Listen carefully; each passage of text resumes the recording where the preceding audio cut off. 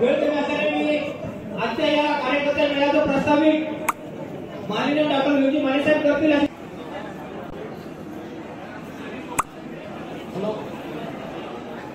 आज मालेगाव नगरपंचायत माननीय गोपाळवाडी राऊत, माजी जिल्हाध्यक्ष शामू घोडे, नगरपंचायतचे सर्व नगरसेवक पदाचे उमेदवार यांनी मंजूर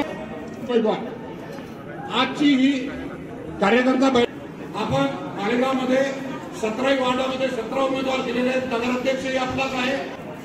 अरे घे बाबा हे लवकर। जी मूळ समस्या होती ती माननीय फडणवीस साहेबांनी पाणी टंचाईची पाण्याची जास्त नगरसेवक सुद्धा निवडून येणार आहे।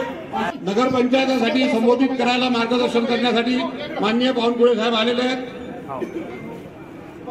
मी जी मूळ समस्या होती ती माननीय फडणवीस साहेबांनी पाणी टंचाईची पाण्याची माननीय जिल्हाध्यक्ष आदरणीय आमदार शामू घोडे साहेब,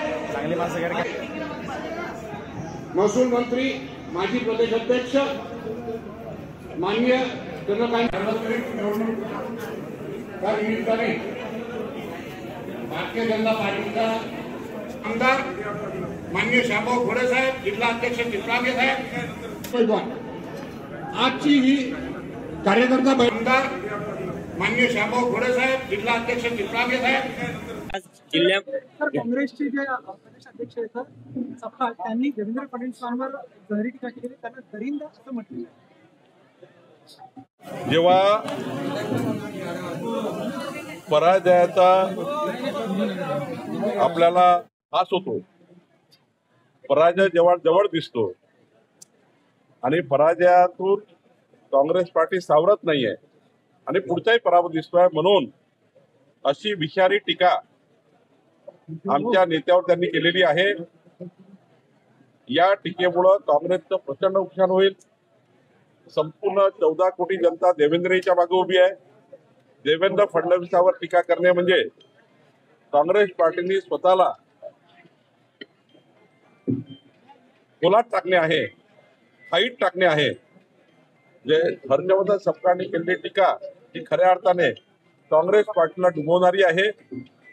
निवडणुकीच्या निकालामध्ये तुम्हाला प्रतिबिंब दिसेल। हर्षवर्धन सपकाळने केलेल्या टीकेचं प्रतिबिंब तुम्हाला 2 तारखेच्या मतदानातून दिसेल। ज्यांनी ज्यांनी देवेंद्र फडणवीसवर टीका केली, ज्यांनी ज्यांनी देव दुर्लभ नेतृत्वावर टीका केली, त्यांचा पराभव यापूर्वी झालेला आहे। याही निवडणुकीमध्ये काँग्रेस भुईसपाट होईल। हर्षवर्धन सपकाळने देवेंद्र फडणवीसांवर टीका करून काँग्रेस पार्टीचं नुकसान केलं आहे। येणाऱ्या निवडणुकीमध्ये काँग्रेस पार्टीचा पराभव सुनिश्चित झाला आहे आणि म्हणून घाबरलेल्या आणि पराभवाच्या मानसिकतेमध्ये असलेल्या हर्षवर्धन सपकाळांनी देवेंद्र फडणवीसांवर अशी चुकीची टीका केली आहे आणि या टीकेचं उत्तर मतदारातून मिळेल। आणि राज्यात सुद्धा कुठेतरी बेबनाव असल्याचं दिसतंय आणि एकनाथ शिंदेनी रवींद्र चव्हाण यांची तक्रार अमित शहांकडे केल्याची चर्चा आहे। आम्ही सर्व नेत्यांनी बसून ठरवलं आहे जास्तीत जास्त ठिकाणी महायुती करायची, पण ज्या ठिकाणी महायुती झाली नाही त्या ठिकाणी कुणी त्या ठिकाणी मनभेद निर्माण करणार नाही। आम्ही आपसात बसून त्या ठिकाणी मित्रपक्ष लढतो आहे आणि त्यामुळे मित्रपक्षावर कुठली आम्ही टीका करत नाही आहे। आम्ही संतुलन ठेवून लढतो आहे, कुठलेही मनभेद आमच्यात नाही आहे। त्यामुळं आम्ही सर्वांनी चर्चा केली आहे की ज्या ठिकाणी आम्ही युती करू शकणार नाही त्या ठिकाणी मनभेद होणार नाही याची काळजी घेणार आहोत।